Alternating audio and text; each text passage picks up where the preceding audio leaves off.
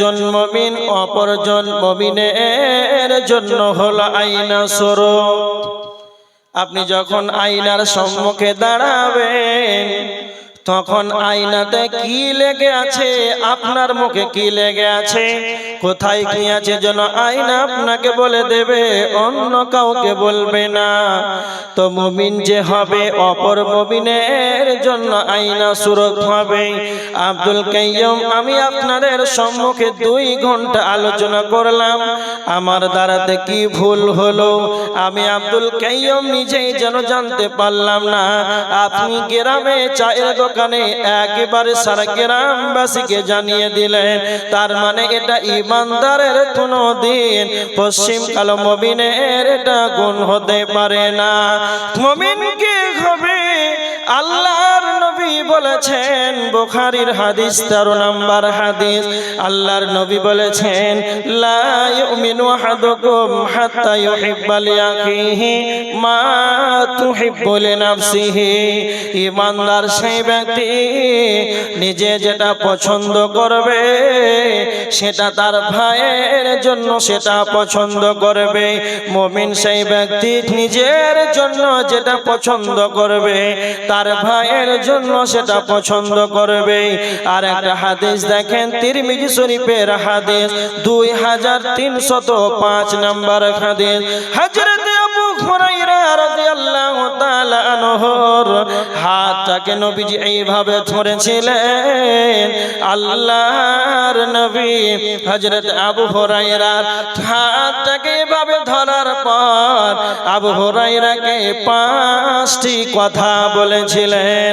তার ভিতরে 4 নম্বর হলো আল্লাহর নবী হযরত আবু হুরায়রা রাদিয়াল্লাহু তাআলা আনহুকে বলেছিলেন, ওয়া আহসিন ইলা জারিকা তাকুন মুমিনান।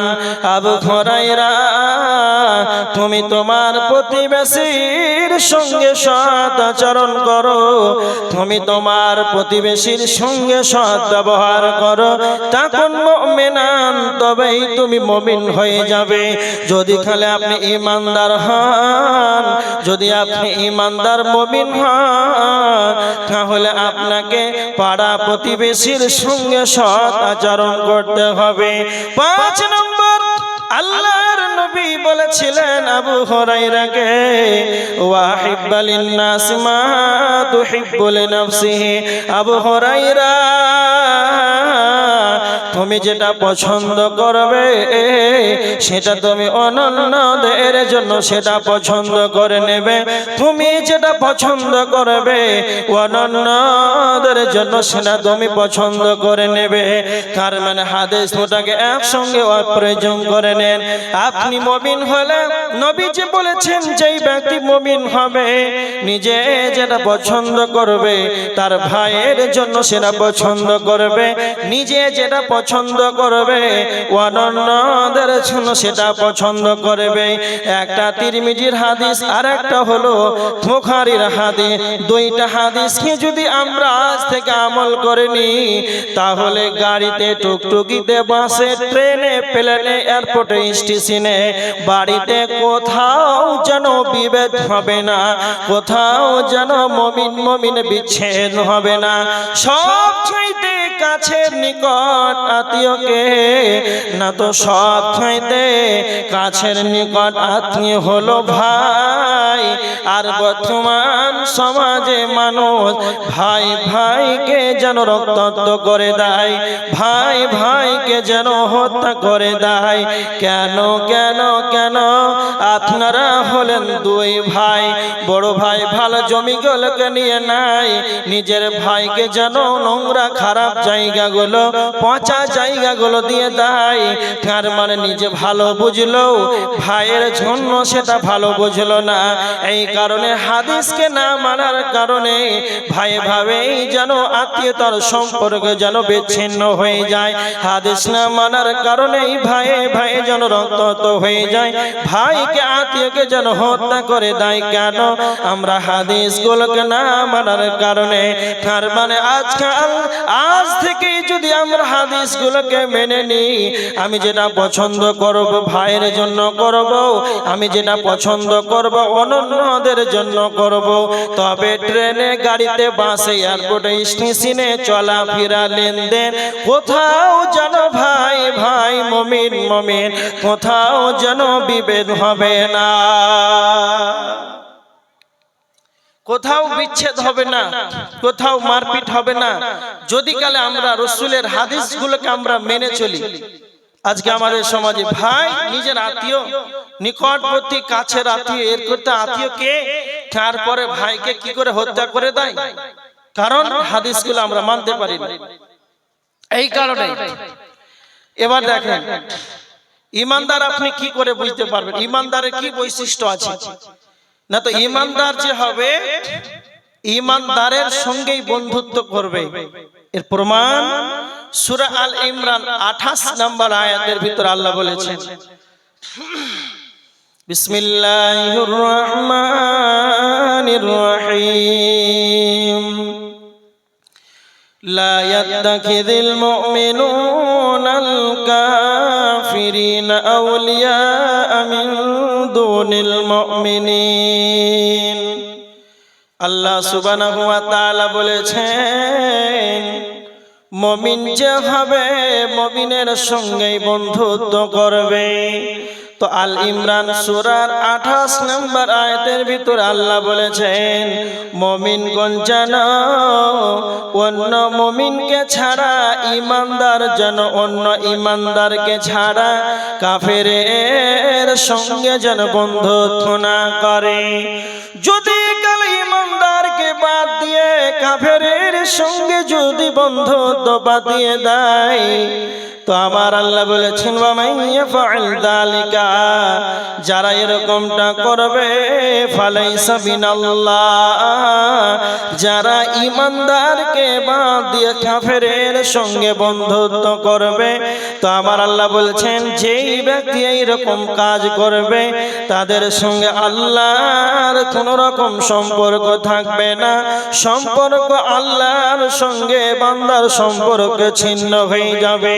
কাফেরদের সঙ্গে বন্ধুত্ব করা যাবে, কিন্তু কাফেরদের সঙ্গে অন্তরের অন্তরস্থল থেকে তাদের সঙ্গে আপন তাদেরকে করে নিতে হবে না, তাদের অন্তরের অন্তরস্থল থেকে মেল হওয়া যাবে না। তার জন্য আমার আল্লাহ বলেছেন, ইমানদার তারা হবে রে যারা ইমানদারকে বন্ধু বানাবে।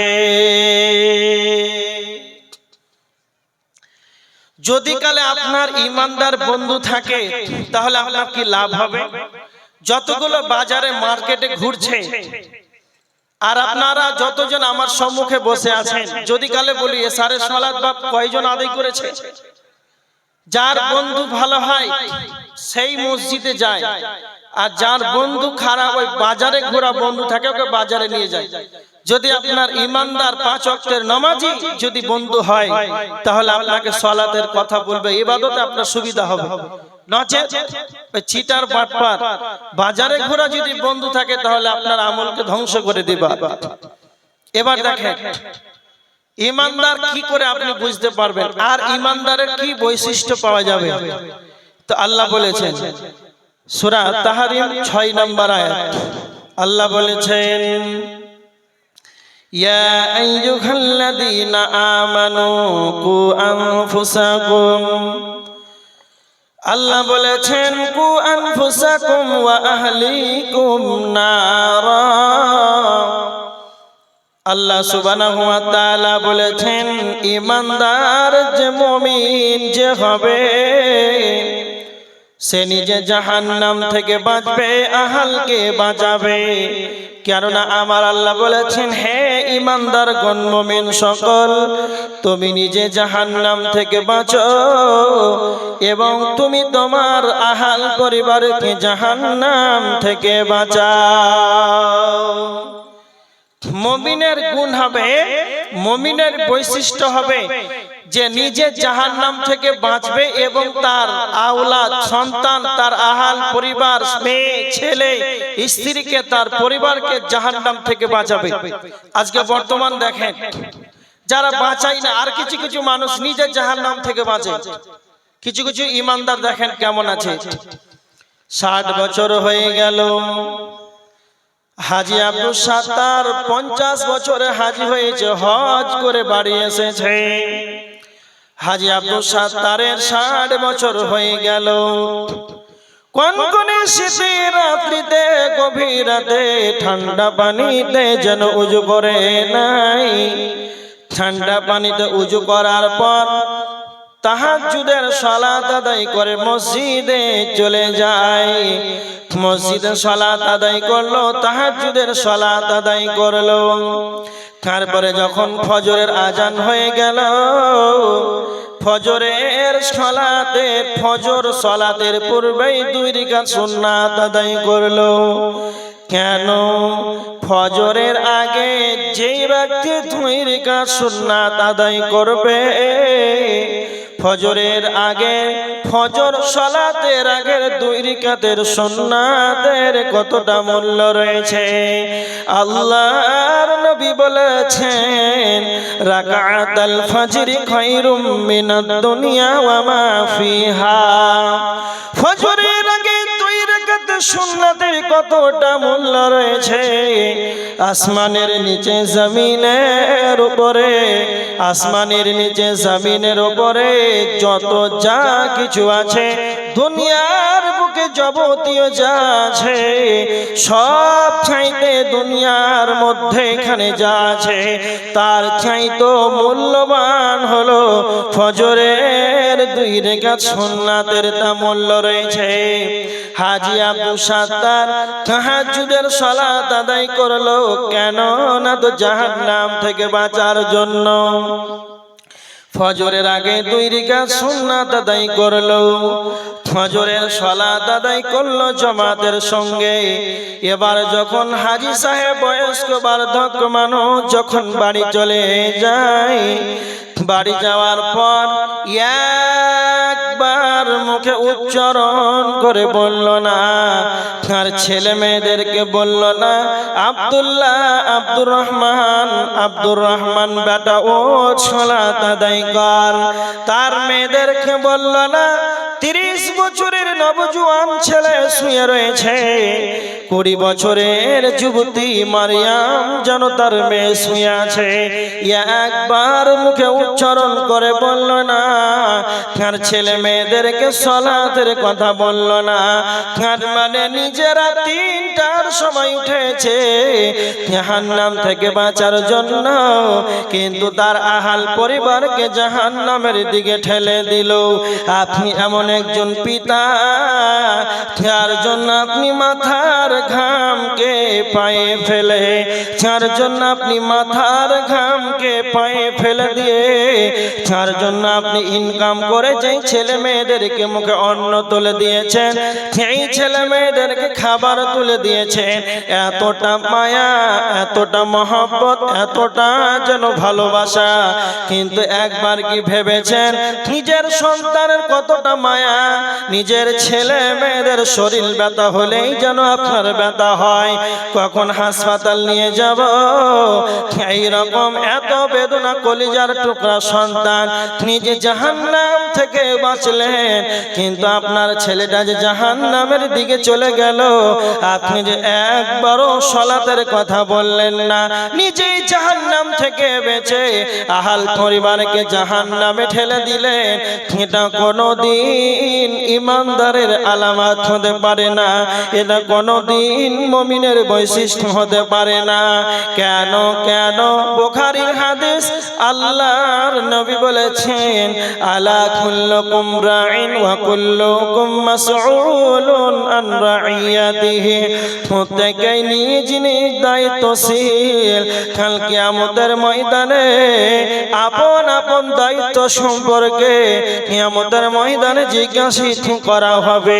তারপরে আল্লাহর নবী বলেছেন, আর রাজুল রাইন ফি আহলিহি ওয়া হুয়া মাসউলুন আন রাইয়াতিহি। আপনি হলেন একজন পুরুষ হলো তার পরিবারের অভিভাবক। আপনার 5টা ছেলে আছে, 2টা মেয়ে আছে, 1জন স্ত্রী রয়েছে, টোটাল হলো 8 জন।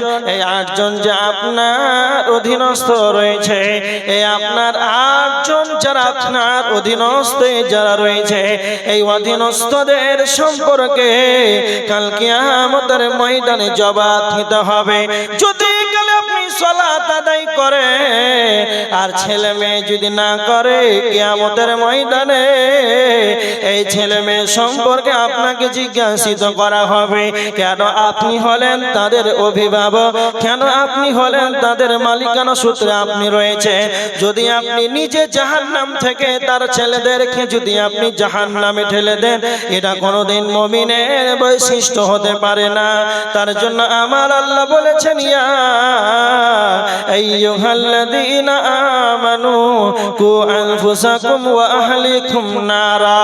হে ঈমানদারগণ, তুমি নিজে জাহান্নাম থেকে বাঁচো এবং তুমি তোমার আহল পরিবারকে জাহান্নাম থেকে বাঁচাও। মুমিন সেই ব্যক্তি যে নিজে জাহান্নাম থেকে বাঁচবে, আহাল পরিবারকে জাহান্নাম থেকে বাঁচাবে। যতগুলো আমার সম্মুখে বসে আছেন, খুব সুন্দরভাবে বসে আছেন, তবে নিজের একবার অন্তরকে প্রশ্ন করেন। বলছি না যে 2 হাত উঁচু করে উত্তোলন করে দেখান কার কার ছেলে সালাত আদায় করছে, এটা বলছি না। নিজের বিবেকে একবার ভাবেন, নিজের ব্রেনকে, নিজের অন্তরকে, নিজের বিবেককে আপনি নিজেই প্রশ্ন করেন। আপনার ছেলে মেয়ে মসজিদে যায়, আপনার ছেলে মসজিদে সালাত আদায়ের জন্য যায়, মেয়েটা ফজরের সময় উঠে তো নিজের স্ত্রীটাকে উঠাতে পারেন ফজরের সালাতে? নিজের আহাল পরিবার সালাত আদায় করে তো? আপনি তো তাদের অভিভাবক, আপনার তো তারা অধীনস্থ রয়েছে, আপনার অধীনস্থদেরকে আপনি পারেন তো? যদি কালে না পারেন তাহলে খবর আছে। নিজে জাহান্নাম থেকে যত দাঁড়িয়েছেন আর টুপি ছাড়েন, টুপি পরে জুব্বা পরে মসজিদে একবারে সবসময় বসে আছেন, আর পরিবারের কোনো খবর নাই, নামাজের কোনো খবর নাই, এটা কি মুমিনের আলামত হতে পারে? নিজের অন্তরকে, বিবেককে প্রশ্ন করেন, নিজে একবার চিন্তা ভাবনা করবেন।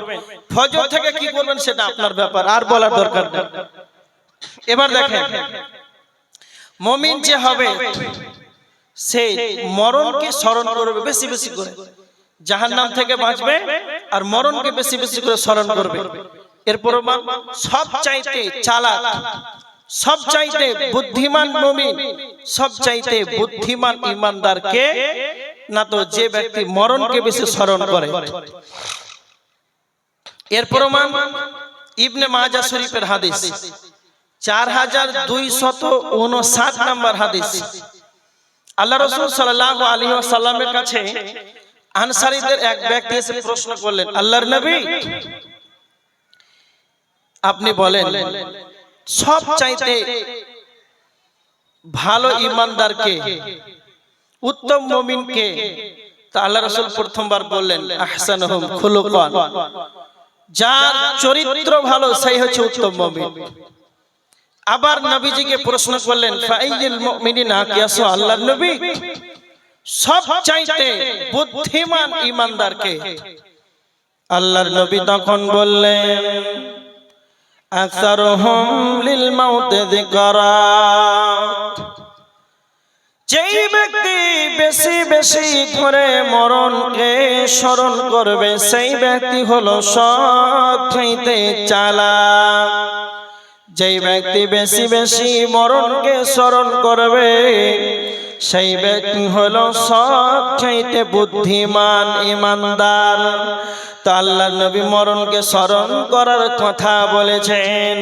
দ্বিতীয় নাম্বার নবীজি বললেন সবচাইতে চালাক ঈমানদারকে, না তো 1 নাম্বার হলো যে মরণকে বেশি স্মরণ করবে, 2 নাম্বার হলো পৃথিবীর বুকে বেঁচে থাকাকালীন, দুনিয়াতে বেঁচে থাকাকালীন জীবদ্দশায় আখিরাতের জন্য আমলগুলোকে অগ্রিম পাঠিয়ে দেয়, ইবাদতের মাধ্যমে, জিকির আজকারের মাধ্যমে আর দান খয়রাতের মাধ্যমে অগ্রিম আমলগুলোকে আখিরাতের জন্য রেডি করে নেবে, সেই ব্যক্তি হলো সব চাইতে চালাক। তার মানে মরণকে স্মরণ করলে বুদ্ধিমান ইমানদার। এবার আপনি দেখেন 24টা ঘন্টা, 7 দিনে একটা সপ্তাহ, 30 দিনে একটা মাস, 12টা মাসে একটা বছর। আপনি একবার নিজের বিবেকে ভাবেন কতক্ষণ মওত থেকে নিয়ে চিন্তা করেন। ছেলে মেয়েদেরকে ছেড়ে চলে যেতে হবে, একাই জনগণের স্থলে নীরব নগরে শুইতে হতে হবে। সেখানে এমন একটি জায়গা, সেখানে চলে গেলে কোনো খবর আসবে না, যাবে না, একাই শুইত হয়ে থাকতে হবে। এই মরণটাকে নিয়ে কোনোদিন কি টেনশন করেছেন? আল্লাহর নবী মরণকে স্মরণ করার কথা বলেছেন। তিরমিজি শরীফের হাদিস 2307 নম্বর হাদিস, হযরত আবু হুরায়রা রাদিয়াল্লাহু তাআলা আনহু বর্ণনা করেছেন, আল্লাহর নবী বলেছেন, আকসিরু যিকরা, তোমরা মরণকে তোমরা বেশি বেশি করে স্মরণ করো, ইয়ানিল মাউত, তোমরা মরণটাকে বেশি বেশি করে স্মরণ করো। কেন কেন কেন আল্লাহর নবী মরণকে স্মরণ করার কথা কেন বলেছেন? মরণকে স্মরণ করলে কি লাভ হবে? তো আল্লাহর নবী বলেছেন, আহাদি বিল্লাযাত, মরণ এমন একটা সাবজেক্ট, মরণ এমন একটা বস্তু, পৃথিবীর যতগুলো মজা চাচ্ছি কোন জবানি আছে, পৃথিবীর যতগুলো মজা আছে, সমস্ত দুনিয়ার স্বাদটাকে ধ্বংস করে দেয়। সেটাই হলো মওত। যখন আপনি বেশি বেশি করে মরণটাকে স্মরণ করবেন, পৃথিবীর মুখে যতগুলো চাচ্ছি কোন জবানির মজা, দুনিয়ার যত স্বাদ, তখন আপনাকে যেন দুনিয়ার ভালো লাগবে না। যখন আপনি মরণকে স্মরণ করবেন, তখন যেন আপনাকে দুনিয়া ভালো লাগবে না। যখনই আপনার দুনিয়া ভালো লাগবে না, তখন আপনার ইবাদতে যেন মনটা মনোযোগী হবে, মনটা যেন আরো বৃদ্ধি পাবে ইবাদতের জন্য। হারিস বিন মালিক, আল্লাহর নবী বলছেন, হারিস বিন মালিক, তুমি বলো তোমার সকাল বেলাটা কেমন ভাবে কেটেছে, তোমার সকাল বেলাটা কিভাবে কেটেছে? হারিস বিন মালিক বলেন, আল্লাহর নবী, আমার সকাল বেলাটা প্রকৃত ইমানদার মুমিন হিসাবে কেটেছে। আল্লাহ নবী বললেন, হারিস বিন মালিক, প্রত্যেকটা কথার ভিতরে যেন হাকিকত থাকে, সত্যতা থাকে। তুমি যে নিজেকে ইমানদার দাবি করেছো, তবে তোমার সত্যতা যেন কি লুকিয়ে রয়েছে তুমি বলো। হারিস বিন মালিক বলেন, আল্লাহর নবী, আমি 3টা কারণে যেন নিজেকে প্রকৃত ইমানদার মনে করি। তখন নবীজিকে বললেন, 1 নাম্বার হলো, আল্লাহর নবী, আমাকে যেন দুনিয়া যেন ভালো লাগে না। দুনিয়ার যত স্বাদ আছে, দুনিয়ার যত মজা আছে, দুনিয়ার যত স্বাদ আছে, আমাকে যেন কিছুই যেন ভালো লাগে না। 2 নাম্বার হলো, আমি সারা দিন যেন সিয়াম অবস্থায় থাকি, আর সিয়াম পালন করে যেন আমি পিপাসার্থ অবস্থায় কাটিয়ে দিই। নাম্বার 3, আমি রাত জেগে জেগে জেগে আমি ইবাদতের মাধ্যমে যেন রাতটাকে অতিবাহিত করে দিই, আমি সারা রাত যেন ঘুমাই না। তার মানে সাহাবী বলছেন, আমি রাত জেগে জেগে যেন ইবাদত করি।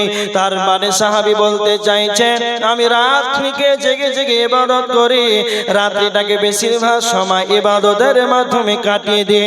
সেই জন্য সে নিজেকে ইমানদার বলে দাবি করে।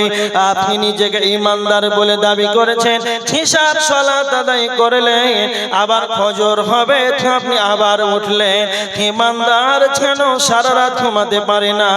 একটা হাদিস শুনেন, আল্লাহর নবী সাহাবীদেরকে বলছেন, ও আমার সাহাবীরা, তোমরা শুনে রেখে দাও, এমন একটি দামি জান্নাত রয়েছে, এমন একটি সুন্দর দামি জান্নাত রয়েছে, সেই জান্নাতের ভিতর থেকে বাহির দেখা যায়, যার ভিতর থেকে বাহির দেখা যায়, যার বাহির থেকে যেন ভিতরে দেখা যায়, এমন একটা দামি জান্নাত রয়েছে, যার ভিতর থেকে যেন বাহির দেখা যায়। সাহাবীরা বললেন, ইয়া রাসূলুল্লাহ, আল্লাহর নবী আপনি বলেন কি এমন আমল করলে, কি এমন আমল করলে এত সুন্দর দামি জান্নাতে যেতে পারা যাবে? আল্লাহর নবী তখন তিনটা কথা বললেন। এক নাম্বার হলো লিমান আতাবাল কালাম ওয়া আদামাস সিয়াম ওয়া সাল্লা বিল লাইলি ওয়ান নাসু নিয়াম।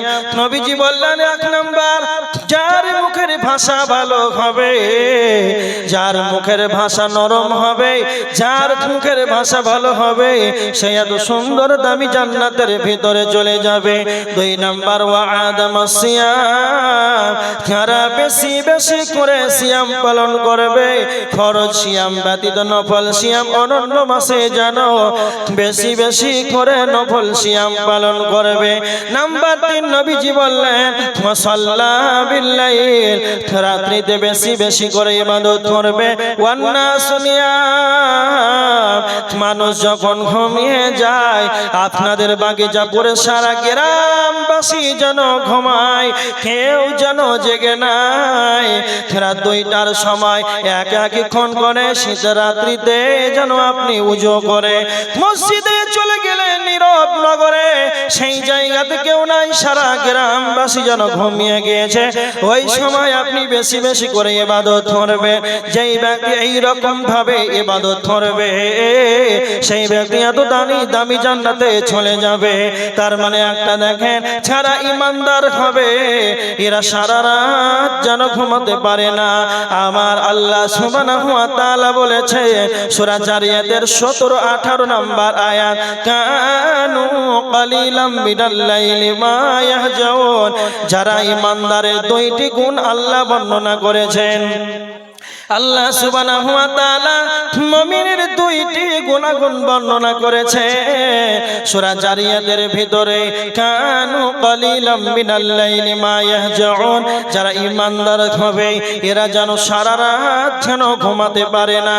ওয়া বিল আসহারি হুম ইস্তাগফিরুন, এরা শেষ রাত্রিতে উঠে যাবে, রাতের শেষ অংশে যেন এরা উঠে যাবে আর আল্লাহর কাছে এরা ইস্তেগফার করবে, আল্লাহর কাছে ক্ষমা চাইবে। মানুষ কাজ করবে মাঠে ঘাটে হাটে বাজারে এয়ারপোর্ট স্টেশনে বিভিন্ন কাজ ব্যস্ত থাকবে, যখনই মুমিনের খানাতে যখনই ভুল হয়ে যাবে তখন যেন আল্লাহর কাছে যেন তারা ইস্তেগফার করবে, তখন যেন তারা আল্লাহর কাছে ক্ষমা চাইবে। কেন কেন কেন একটা কথা শুনে রেখে দেবেন, মানুষ গুনাহ কারণে জাহান্নাম যাবে না, মানুষ পাপের কারণে জাহান্নাম যাবে না, মানুষ গুনাহ করার কারণে যেন জাহান্নাম যাবে না। কেন কেন আমি আপনি যদি পাপ না করতাম, গুনাহ না করতাম, আদম সন্তান যদি পাপ না করত, আল্লাহ আমাদেরকে যেন ধ্বংস করে দিত, আমাদেরকে ধ্বংস করে তারপরে অনন্য আল্লাহ জাতি তৈরি করতেন যারা যেন পাপ করে। তার মানে আদম সন্তান পাপ করবে।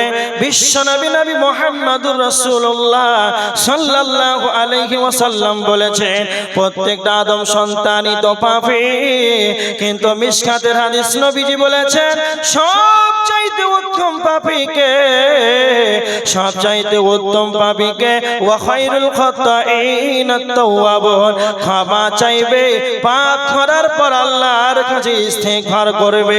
মুমিনের দ্বারাতে যখন ক্ষমা চাই, মুমিনের দ্বারাতে যখন পাপ বেশি হয়ে যাবে, সেই যেন সারা রাত জেগে নাকে তেল দিয়ে আরামে যেন ঘুমাতে পারে না, রাতে ঘুম ভেঙে যাবে, আমার দ্বারাতে পাপ হয়েছে, আমার দ্বারাতে যেন গুনাহ হয়েছে, আমাকে আল্লাহর কাছে ক্ষমা চাইতে হবে। সাহাবীরা যখনই পাপ করতেন সঙ্গে সঙ্গে নবীজির কাছে চলে আসতেন, নবীজিকে এসে বলতেন ইয়া রাসূলুল্লাহ আমার দ্বারাতে অমুক পাপ হয়েছে, আমাকে বলেন কি আমল করলে কি করলে আমি যেন পবিত্র হব। একজন মহিলা এসে বলছেন ইয়া রাসূলুল্লাহ আল্লাহর নবী আমার দ্বারাতে এমন গুনাহ হয়েছে যেন আমার পেটে সন্তান এসেছে, আমাকে পবিত্র করুন, কি করলে তা আমি পবিত্র হব, আমাকে শাস্তি দেন। তার মানে যখনই সাহাবীদের আমাদের যখনই গুনাহ হয়েছে কি করে তারা ক্ষমা নেবে, এই জন্য তারা প্রার্থনা করত।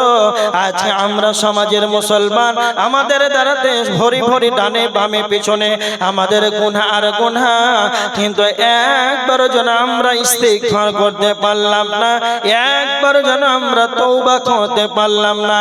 এই কারণে একজন দার্শনিক বলেছেন, মানুষ গুনাহের কারণে জাহান্নাম যাবে না, মানুষ পাপের কারণে জাহান্নাম যাবে না, মানুষ ক্ষমা না চাওয়ার কারণে জাহান্নাম যাবে, মানুষ পাপ ক্ষমা না চাওয়ার কারণে, ইস্তিগফার করার না করার কারণে, তওবা না করার কারণেই যেন মানুষ জাহান্নাম যাবে। তাই ইমানদারের দ্বারাতে যেন গুনাহ হবে, এরা রাত্রে তৃতীয় অংশের আল্লাহর দরবারে উঠে নিজে কেঁদে কেঁদে আল্লাহর কাছে যেন এরা ক্ষমা চাইবে।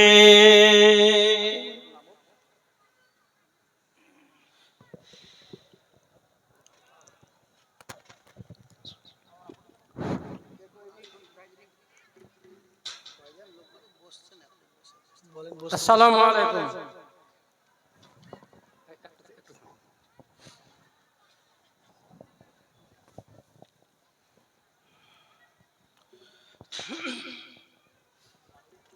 আউযু বিল্লাহি মিনাশ শাইতানির রাজিম। একটু শুনেন আর এটার উপর একটু আমল দিবার চেষ্টা করেন। এখানে বলা হচ্ছে, আল্লাহ বলছেন আর কি, ইয়া আইয়ুহাল্লাযিনা আমানু ইজা কিলা লাকুম তাফাসসাহু ফিল মাজালিসি ফাফসাহু ইয়াফসাহিল্লাহু লাকুম। বলা হচ্ছে, হে ঈমানদার, মানে ঈমানদারদেরকে ডেকে বলছেন আল্লাহ। কি বলছেন? আমার কথা না, আল্লাহর কথা। আল্লাহ বলছেন, হে ঈমানদার, মানে আমরা তো ঈমান নিয়ে এসেছি, হে ঈমানদার, ইজা কিলা লাকুম, যখন তোমাদের বলা হবে, তাফাসসাহু ফিল মাজালিসি, তোমরা মজলিসে, মানে এই সভাতে, এই জালসাতে, হ্যাঁ, কি করো, যে জায়গা প্রশস্ত করে দাও। তার মানে নড়ে চড়ে বসো, ফাঁকা রেখো না। মানে যারা বসতে পায়নি তাদেরকে বসতে দাও, মানে প্রশস্ত করে দাও জায়গাটা।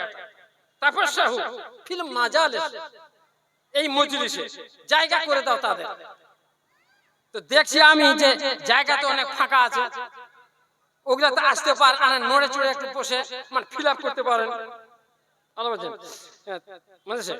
ফাফসাহু ইয়াফসাহিল্লাহ, তো আল্লাহ তোমাদেরও জায়গা প্রশস্ত করে দেবেন জান্নাতে, লাকুম, তোমাদের জন্য। তাই আমি বলছি যে আপনারা দাঁড়িয়ে না থেকে আপনারা বসে যান, হ্যাঁ, ভিতরে চলে আসেন, হ্যাঁ, মানে জায়গাগুলো ফিল আপ করে নেন, আল্লাহর কথাটা মানেন, আমল করেন এর উপরে,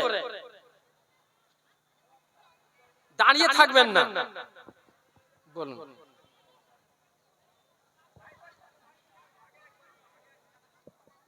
দাঁড়িয়ে আছে, একটু আসে চলে আসে। যাই হোক, সভাপতি মশাই খুব সুন্দর ভাবে বললেন। তো যারা দাঁড়িয়ে আছে দোষটা ওদের না, যারা ফাঁকা জায়গাগুলো সামনে রেখেছেন দোষটা ওদের। বুঝতে পারেননি মনে হয়? চোখে চোখে দেখছেন কেন? একটু সামনে জায়গাটা পূরণ করতে পারেন না? এতখানি আল্লাহ বিবেক দেয়নি যে সামনে জায়গাটা পূরণ করেন, পিছনে জায়গা থাকলে না বসবে ওরা, না আপনাকে কাঁধের উপরে পা তুলে আসবে আপনার উপরে। আশ্চর্য বাবা, এখনো দেখছেন। সামনে চলে আসেন, আল্লাহর রাস্তায় উঠেন, সবাই উঠেন, একটু সামনে জায়গাগুলো পূরণ করে দেন। দোষটা শুধু যারা দাঁড়িয়েছে ওদেরকে দিয়েছেন, মানে সামনের জায়গাগুলো পূরণ করে দেন, পিছনটা ফাঁকা হয়ে যাবে।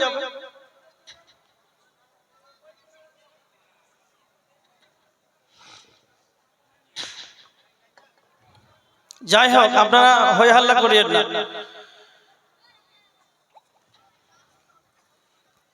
এবার দেখেন, যারা বসার ঠিক বসে যাবে, বলতে হবে না।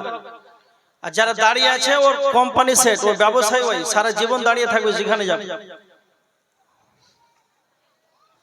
ও তো জানে আমার বংশ ঘোড়া, ঘোড়া কোনদিন বসে নাকি। এবার দেখেন ইমানদার সম্পর্কে আলোচনা করছিলাম। যেই ব্যক্তি ইমানদার হবে সেই ব্যক্তি মরণকে স্মরণ করবে, বেশি বেশি করে স্মরণ করবে, সেই ব্যক্তি হচ্ছে সবচাইতে চালাক। যেই ব্যক্তি বেশি মরণকে স্মরণ করবে তখন দুনিয়ার মজা স্বাদ এটা ভালো লাগবে না। যখন আপনি বেশি বেশি করে মরণকে স্মরণ করবেন, কবরস্থানে যাবেন, কবরকে নিয়ে ভাববেন 1 কোটি টাকার মালিক ছিল, একদিন একাই নীরব নগরে শুইতে হয়ে আছে, এইভাবে আমাকে একদিন চলে আসতে হবে। এইরকমটা যখন আপনি কবরস্থানে যাবেন তখন আপনার এটা মনে পড়বে। তারপরে দুনিয়া যখন ভালো লাগবে না তখন আপনার ইবাদত করতে আর মনোযোগী হবে, ইবাদত করতে ভালো লাগবে। কি করে আমি জাহান্নাম থেকে বাঁচবো? মুমিনের গুণ যে সে নিজে জাহান্নাম থেকে বাঁচবে। এবার দেখেন যদি কালে ইমানদার যদি আপনি হন তাহলে এতগুলো গুণাগুণ আপনার ভিতরে থাকতে হবে।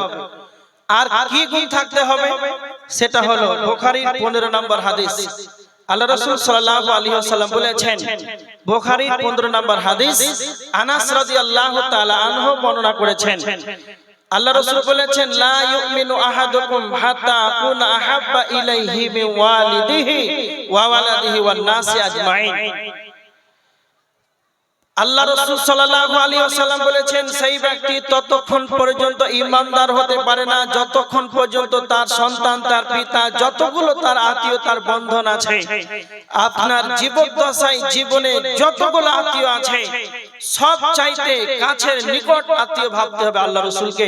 যতগুলো মায়া যাদের উপরে মহব্বত আছে সব চাইতে নবী মুহাম্মদকে বেশি ভালোবাসতে হবে। যতক্ষণ পর্যন্ত আপনি আল্লাহ রাসূলকে সবার চাইতে প্রিয় না বেশি ভালোবাসবেন ততক্ষণ পর্যন্ত আপনি ঈমানদার পূর্ণাঙ্গ হতে পারবেন না। এর দলিল 6632 নম্বর হাদিস, বুখারীর 6632 নম্বর হাদিস। হযরত উমর রাদিয়াল্লাহু তাআলা আনহু আল্লাহ রাসূল সাল্লাল্লাহু আলাইহি ওয়াসাল্লামের সঙ্গে আছেন, আরো অন্যান্য সাহাবীরা রয়েছেন। তো হযরত উমর বলছেন, আল্লাহর নবী আপনাকে আমি অনেক ভালোবাসি, অনেক ভালোবাসি, কিন্তু হযরত উমর বলছেন, আল্লাহর নবী কিন্তু আমার জান থেকে নয়, আমার জান থেকে নয়, কিন্তু আপনাকে খুব বেশি ভালোবাসি।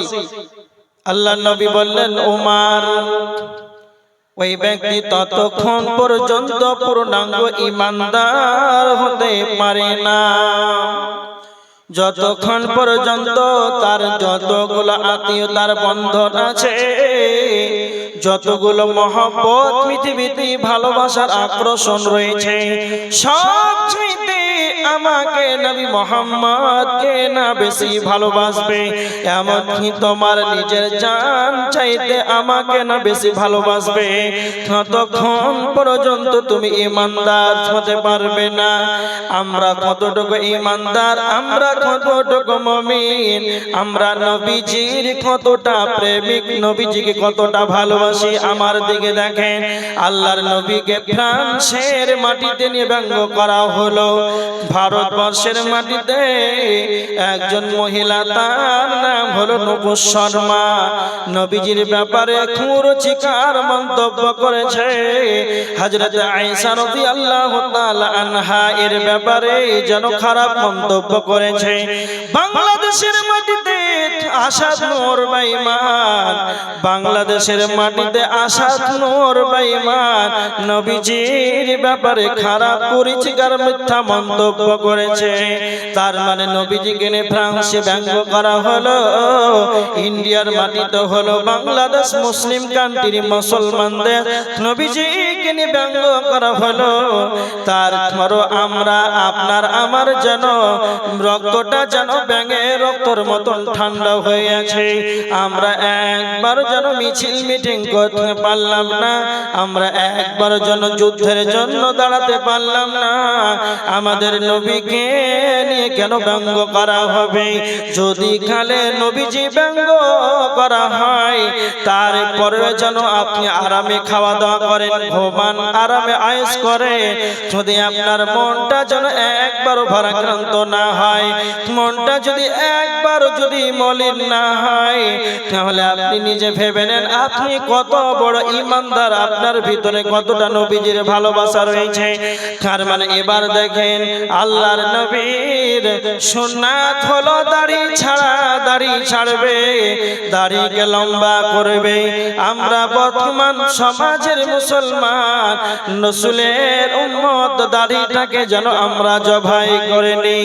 আমরা কতটা নবীজির প্রেমে, নবীজির যেটা সুন্নাত যেই দাড়ি, এটা যেন মুসলমান হয়ে যেন জবাই করে নাই। নবীদের ঘরে যখন যাই দাড়িটাকে জবাই করার জন্য, নবীদের ঘর গেল, দাড়িটাকে কেটে যেন নিচে ফেলে দিল। সারা দিন যেন নবী জুতা দিয়ে রাসূলের সুন্নাত দাড়িটাকে যেন সে খুঁজতে আরম্ভ করে। আবার যখন 12টা হয়ে যায়, সন্ধ্যা হয়ে যায়, ঝাড়ু দিয়ে বস্তাতে ভরে সব চাইতে নর্দমা ক্যাচরা নোংরা জায়গা, সেই ড্রেনে সেই দাড়িগুলোকে ফেলে দেওয়া হয়। মুসলিম হোক কিংবা অমুসলিম হোক, সেখানে গিয়ে ড্রেনে দাঁড়িয়ে দাঁড়িয়ে পেশাব করে। তার মানে আপনি কতটুকু নবীজিকে ভালোবাসেন, নবীজির সুন্নাত দাড়িটাকে কেটে যেন অন্যকে পেশাব করার সুযোগ দিয়ে দিলেন। কত বড় তুমি ইমানদার, তবু তুমি নিজেকে ইমানদার ভাবো। আল্লাহর নবী বলেছেন, ফামান রাগিবা আন সুন্নতি, যে আমার সুন্নাতকে প্রত্যাখ্যান করে দেবে, যে আমার সুন্নাতকে ছেড়ে দেবে, ফালাইসা মিন্নি, সে আমারই যেন দলভুক্ত নয়, সে আমার যেন দলভুক্ত নাই। নবী প্রেমিক হতে হবে, আল্লাহর নবীকে বেশি বেশি ভালোবাসতে হবে, ততক্ষণ আমি আপনি ইমানদার পূর্ণাঙ্গ হতে পারবো না।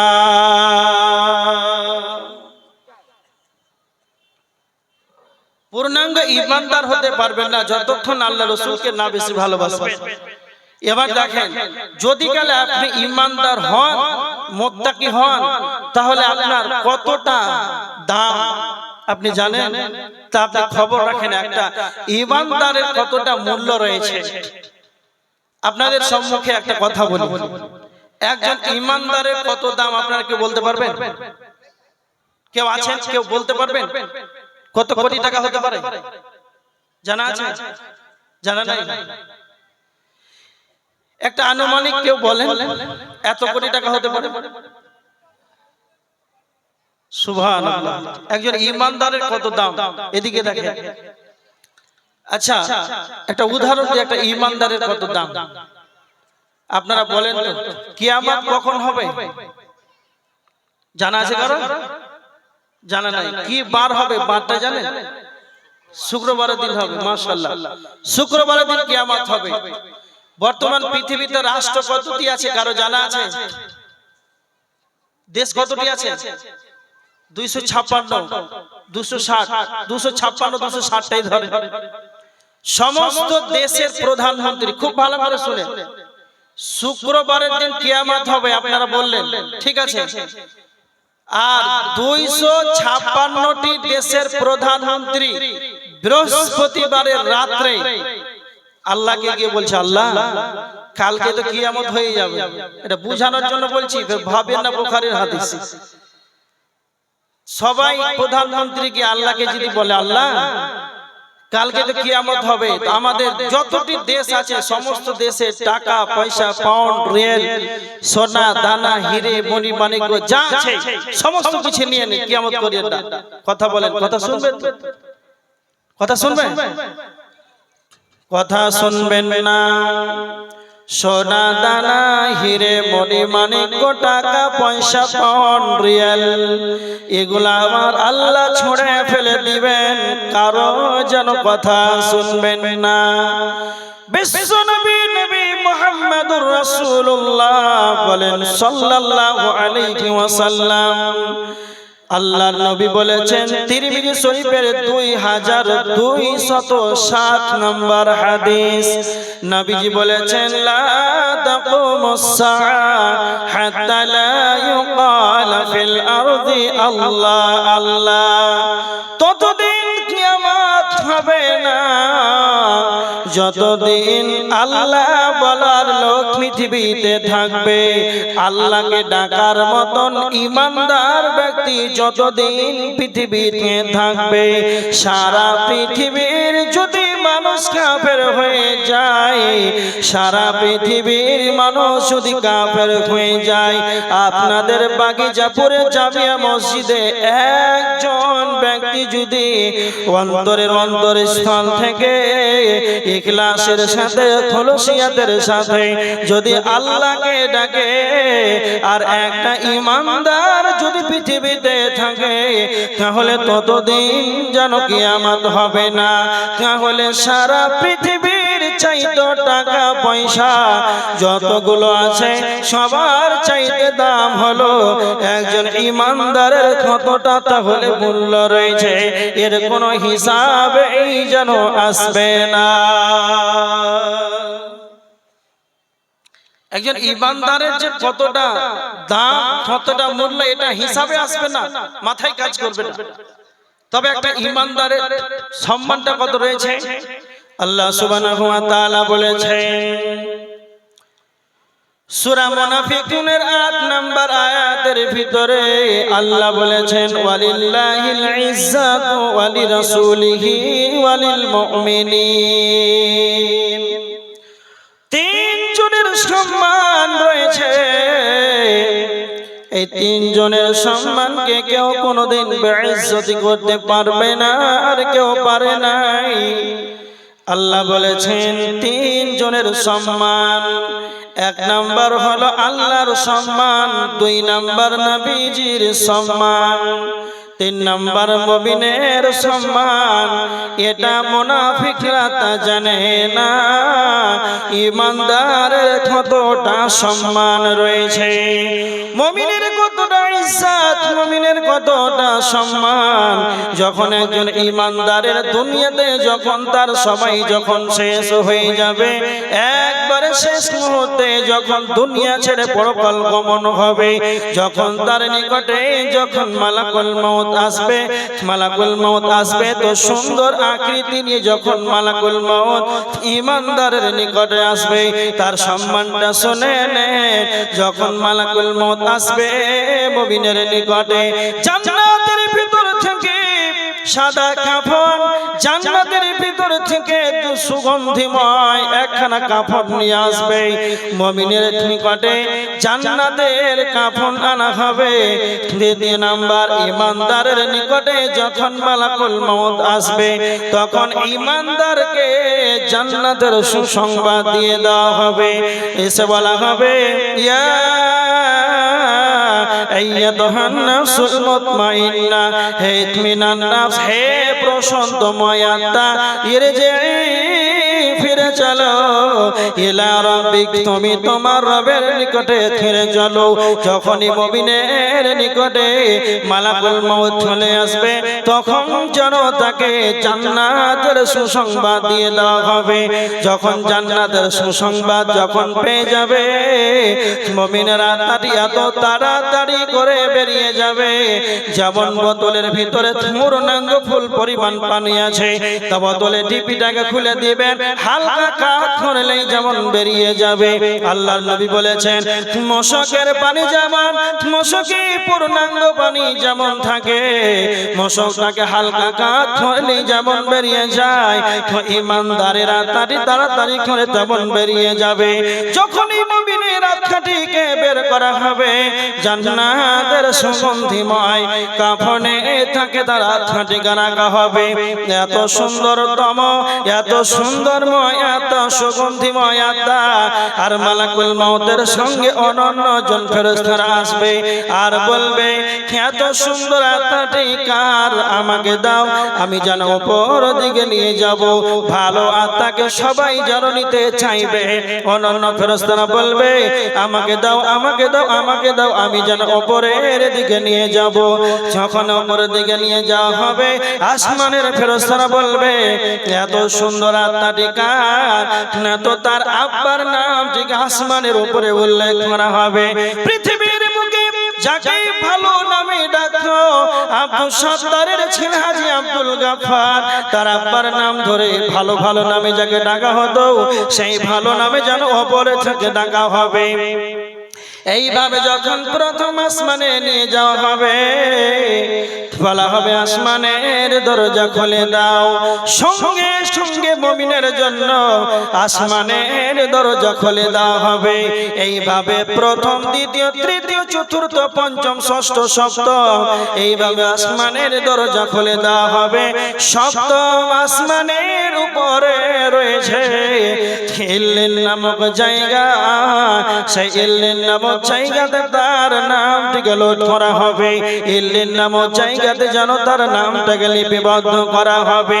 এবার দেখেন একজন মুমিনের কতটা ইজ্জত, কতটা সম্মান রয়েছে, একজন ইমানদারের কতটা সম্মান রয়েছে।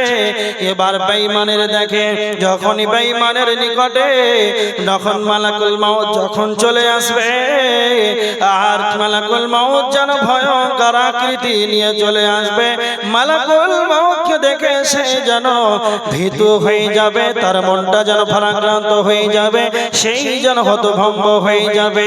মালাকুল মাউতকে দেখে সেই খবিশ আত্মা বেরিয়ে আয়। মালাকুল মাউত বলবে ও খবিশ আত্মা বেরিয়ে আয়, তোর জন্য আল্লাহর গজব রয়েছে, বেরিয়ে আয়, বেরিয়ে আয়। মালাকুল মাউতকে দেখে সেই যেন তার আত্মাটি যেন পালাপালি করবে, বের হতে চাইবে না। যখন বের হতে চাইবে না, মালাকুল মাউত এমন একজন ফেরেশতা পশ্চিম কালো তাকে ছেড়ে দেবে না। আজরাইল আসিবে, পাশ তোমার বসিবে, দাম কবজ করিবে, ছেড়ে দেবে না। আজ কোনো দিন ফিরে আসবে না। ঘুমায় ঘুমায় যাইবে তুমি চির জন্মের মতো, আজ কোনো দিন ফিরে আসবে না। ঘুমায় যাইবে তুমি চির জন্মের মতো, আর তো কোনো দিন ফিরে আসবে না। বন্ধু বান্ধব আসিবে, ফাঁস তোমার বসিবে, এক চেয়ে দেখিবে ফিরে চলে যাবে, সঙ্গে যাবে না। আজ কোনো দিন ফিরে আসবে না। যেদিন তুমি মরিবে বুঝিতে পারিবে, যেদিন তুমি মরিবে বুঝিতে পারিবে, কবরের কি জ্বালা। বলিবে ছেড়ে দাও, ও গো ছেড়ে দেবে না। আজ কোনো দিন ফিরে আসবে না। ঘুমায় ঘুমায় যাইবে তুমি চির জন্মের মতো, আজ কোনো দিন ফিরে আসবে না। মালাকুল মাউত এমন একজন ফেরেশতা, আল্লাহর হুকুম পালনের জন্যই সে নিয়োজিত রয়েছে। কার বাড়ি আসবে? এমএলএর বাড়ি আসবে না এমপির বাড়ি আসবে, প্রধানমন্ত্রীর বাড়ি আসবে, কার যেন হুকুম লাগবে না, পারমিশন লাগবে না, আল্লাহর হুকুম হয়ে যাবে। মালাকুল মাউত তার আত্মাটিকে বের করবে। আর বেঈমান যখন আত্মাটিকে বের করা হবে, দুনিয়ার বুকে সব খাইতে কেচড়াখানা থেকে পচা দুর্গন্ধময় যুক্ত কাপড়ে তার আত্মাটিকে যখন চাপিয়ে দেওয়া হবে, দুর্গন্ধময় আত্মা যখন উপরের দিকে নিয়ে যাওয়া হবে, যখন অপর দিকে নিয়ে যাওয়া হবে এই খবিশ আত্মা দুর্গন্ধময় আত্মা যখন প্রথম নাম্বার আসমানে যখন নিয়ে যাওয়া হবে বলা হবে দরজা খুলে দাও তো বেঈমানের জন্য আসমানের দরজা খোলা হবে না আল্লাহ বলেছেন ইন্নাল্লাযীনা কাযযাবু বিআয়াতিনা ওয়াস্তাকবারু আনহা লা তুফাত্তাহু লাহুম আবওয়াবুস সামা আল্লাহ বলেছেন নিশ্চয় যারা আমার আয়াতকে মিথ্যা মনে করেছে অহংকার করে মুখটাকে ফিরিয়ে নিয়েছে লা তুফাত্তাহু লাহুম আবওয়াবুস সামা তাদের জন্য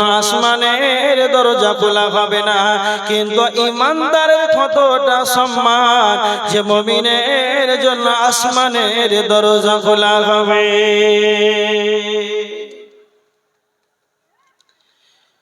মুমিনের কতটা ইজ্জত তার জন্য জান্নাতের সুগন্ধিময় কাফন আনা হবে দুই তাকে জান্নাতের সুসংবাদ দিয়ে দেওয়া হবে তিন তার জন্য আসমানের দরজা খুলে দেওয়া হবে নাম্বার 4 তার জন্য সপ্তম আসমানের উপরে ইরলিট নামক জায়গা রয়েছে সেই জায়গাতে তার নামটাকে লিপিবদ্ধ করা হবে তাহলে বুঝতে পারলেন একজন ঈমানদারের কতটা ইজ্জত কতটা সম্মান রয়েছে এবার ঈমানদার আপনি কি করে হতে পারবেন এতটা সম্মান কি করে পাবেন নিজে একবার চিন্তা ভাবনা কোনদিন করেছেন ঈমানদার হতে গেলে আপনাকে কি আমল করতে হবে কি আপনার ভিতরে থাকতে হবে তবে আপনি ঈমানদার প্রকৃতপক্ষে হতে পারবেন আল্লাহ সুবহানাহু ওয়া তাআলা সূরা আনফালের 2 নাম্বার আয়াতের ভিতরে আল্লাহ বলেছেন মুমিনের 5টি বৈশিষ্ট্য বর্ণনা করেছেন যার ভিতরে 5টা গুণ দেখা যাবে তাকে পূর্ণাঙ্গ মুমিন বলা যাবে আল্লাহ সুবহানাহু ওয়া তাআলা বলেছেন ইন্নামাল মুমিনুনা আল্লাযীনা ইযা যুকিরাল্লাহ মুমিন তো তারাই যখন আল্লাহর কথা বলা হবে আল্লাহর কালামের আলোচনা করা হবে আল্লাহর আলোচনা করা হবে তো মুমিন তো তারাই হবে ওয়াজিলাত কুলুবুহুম তখন তাদের দিল যেন কম্পিত হবে মনটা যেন ভারাক্রান্ত হয়ে যাবে হাতের লোমগুলো যেন খাড়া হয়ে যাবে তাদের অন্তরটা যেন কেঁপে উঠবে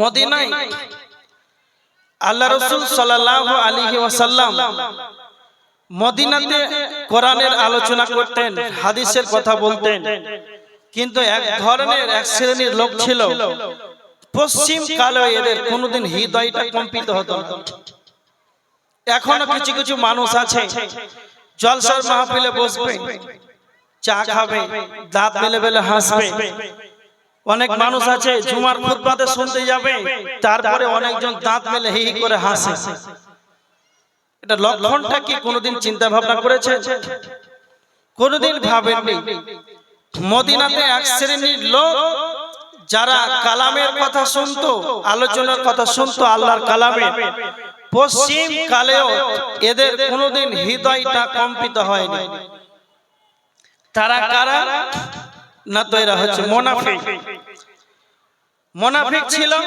আল্লাহ রাসূল সাল্লাল্লাহু আলাইহি ওয়াসাল্লামের জামানায় এই মুনাফিকদের আলোচনা শুনে কোনোদিন এদের হৃদয়টা কোনোদিন নরম হয়নি কোনোদিন চিন্তা ভাবনা করতো না কি বলছে কি করছে এই নিয়ে তাদের কোনো টেনশন ছিল না এবার দেখেন হাদিসের দিকে তাকান আল্লাহ রাসূল সাল্লাল্লাহু আলাইহি ওয়াসাল্লাম কি বলেছেন তিরমিজি শরীফের হাদিস 2312 নম্বর হাদিস আল্লাহর নবী বলেছেন লাউ তা'লামুনা মা আলাম আমি যা জানি তোমরা যদি তা জানতে লাযাহিকতুম ক্বালিলান ওয়ালা বাকাইতুম কাসীরা। আল্লাহর নবী বলেছেন, আমি যা জানি তোমরা যদি তা জানতে তাহলে কম কম হাসতে, ওয়ালা বাকাইতুম কাসীরা, আর বেশি বেশি করে কাঁদতে। এখন বর্তমান মানুষ সকাল সন্ধ্যা সন্ধ্যা সকাল যেন হি হি করে হাসে, কৌতুক করে, যেন রং তামাশায় যেন ভেসে আছে। একবার কবরকে নিয়ে ভাবে না, একবার যেন আখিরাতকে নিয়ে কোনোদিন পশ্চিম কালো টেনশন করে না। আল্লাহ নবী বলেছেন, আমি যা জানি তোমরা যদি তা জানতে তাহলে কম কম হাসতে, আর আমি যা জানি তোমরা যদি তা জানতে বেশি বেশি করে তোমরা কেঁদে দিতে।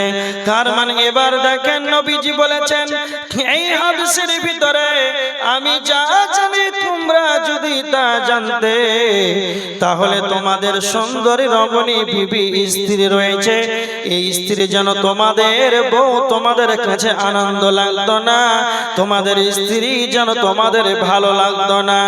তুমি যা জানি তোমরা যদি তা জানতে তাহলে তোমরা তোমাদের স্ত্রী ভালো লাগতো না, তোমরা রাস্তায় যেন পথে বেরিয়ে যেতে, আর আল্লাহর কাছে যেন তোমরা কাকুতি মিনতি করতে। তার মানে আজকে আমরা সাধারণ সমাজের মানুষ একবার পশ্চিম কালো আখিরাতকে নিয়ে চিন্তা ভাবনা করলাম না। আমাদের আল্লাহর আলোচনা শুনে পশ্চিম কালো যেন হৃদয়টা যেন নরম হলো না, হৃদয় যেন কম্পিত হলো না। তারপরে যেন আমরা নিজেকে ইমানদার বলে দাবি করি। একটা হাদিস শুনেন, 2308 নম্বর তিরমিজি শরীফের হাদিস। আল্লাহর নবী বলেছেন, হযরত উসমান রাদিয়াল্লাহু তাআলা আনহু যখন কবর দেখতে পেতেন, কবর দেখা মাত্রই যেন এতটা অঝর নয়নে কাঁদতেন। কবর দেখা কালীন যেন উসমান তার চোখে পানি যেন দাড়ি বয়ে বয়ে যেন নিচে পড়ে যেত। উসমানকে প্রশ্ন করা হতো, ও উসমান, যখন জান্নাত জাহান্নামের আলোচনা করা হয়, তোমার সম্মুখে যখন জাহান্নামের আলোচনা করা হয়, তখন তো আপনি এতটা কাঁদেন না, আপনি তো এতটা হতাশাগ্রস্ত হন না। যখনই খবর আপনি দেখতে পান, যখনই আপনার সম্মুখে যখনই কবরের আলোচনা করা হয়, তখন যেন আপনার চোখ দিয়ে কেন এতটা অশ্রু বিসর্জন হয়? কেন কেন কেন? তো হযরত উসমান বলেছিলেন, ও রাসূলের সাহাবীরা, তোমরা শুনে রেখে দাও, আল্লাহর নবী বলেছেন, ইন্নাল কবরা আউয়াল মানাজিলিল আখিরাহ, পরকালীন জীবনে সর্বপ্রথম মঞ্জিল হলো কবর। কেউ যদি কবরে বেঁচে যায়, কেউ যদি কবরে বেঁচে যায়, তাহলে সব জায়গাতেই যেন বেঁচে যাবে, সব জায়গাতেই যেন সে নাজাত পেয়ে যাবে। কবরে যদি ধরা খেয়ে যায়, সব জায়গাতে যেন সে ফেঁসে যাবে।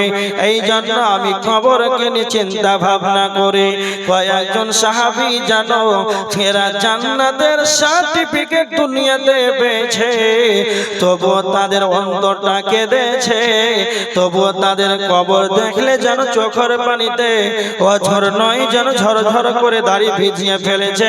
আজকে আমরা সমাজের মুসলমান, সকাল সন্ধ্যা আমাদের গুনার গুনাহ, তবুও যেন আমাদের কাঁদার যেন সময় হয় না। আল্লাহ বলেছেন, ইমানদার যে হবে, যখন আমার আলোচনা করা হবে এদের দিলটা কম্পিত হবে, এরা কাঁদবে। আজকে বর্তমান সমাজে শফিকুল ইসলাম কাঁদছে, বলেন শফিকুল ইসলাম কাঁদছেন কেন?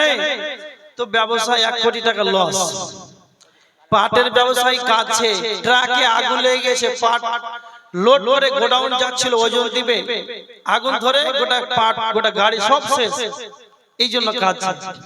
সখিনা খাতুন কাঁদছে কেন? না তো স্বামী মারা গিয়েছে, আজকে বর্তমান সমাজের মানুষ বিভিন্ন ধরনের বিভিন্ন কারণে মানুষ কাদার সুযোগ হয়, কিন্তু একটা মানুষ আপনাদের বাগিজাপুর জামিয়া মসজিদে হু হু করে একটা মানুষ 30 বছর 40 বছরের ব্যক্তি কাঁদছে। হাজী সাহেব কাঁদছেন কেন? না তো জাহান্নামের ভয়ে কাঁদছি। এই লোকের অভাব আছে না? নাই অভাব। বিভিন্ন কারণে মানুষ খন্দন করে, বিভিন্ন কারণে কাঁদে, কিন্তু আল্লাহর ভয়ে কাঁদে এরকম মানুষ আর খুঁজে পাওয়া যায় না। কিন্তু এই চোখের পানি আল্লাহর ভয়ে কাঁদা কতটা যে মূল্য রয়েছে আপনাকে আমি কি দিয়ে বুঝাই? কেমন? নবীজি বলেছেন, কেউ যদি আল্লাহর ভয়ে চোখের পানি যদি অশ্রু বিসর্জন করে দেয় দুনিয়াতে, গভীর রজনীতে আপনি একা একা আল্লাহর ভয়ে কাঁদছেন, জাহান্নামের ভয়ে কাঁদছেন, আল্লাহর নবী বলেছেন লা ইয়ালিজুন নার রাজুলুন বাকা মিন খাশিয়াতিল্লাহ, ওই ব্যক্তি জাহান্নাম যাবে না যেই ব্যক্তি বাকা মিন খাশিয়াতিল্লাহ, যেই ব্যক্তি আল্লাহর ভয়ে চোখের পানি বিসর্জন করেছে, আল্লাহর ভয়ে কেঁদেছে, হাত্তা ইয়াউদাল লাবানু ফিদ দার'i, কেমন জাহান্নামে যাবে না। নবীজি বলেছেন গাভীর বাট থেকে যেমন দুধ দহন করা হয়, গাভীর বাট থেকে যেমন দুধকে দহন করা হয়, আবার গাভীর বাট থেকে যেমন দুধকে বের করার পর আবার যদি আপনি ঢোকান দুধটাকে, তাহলে যেমন গাভীর বাট থেকে দুধ দহন করার পর আবার যেমন ঢোকানো অসম্ভব, নবীজি বলেছেন যেই ব্যক্তি আল্লাহর ভয়ে চোখের পানি থেকে দেবে সেই ব্যক্তি জাহান্নামে যাবে। এটা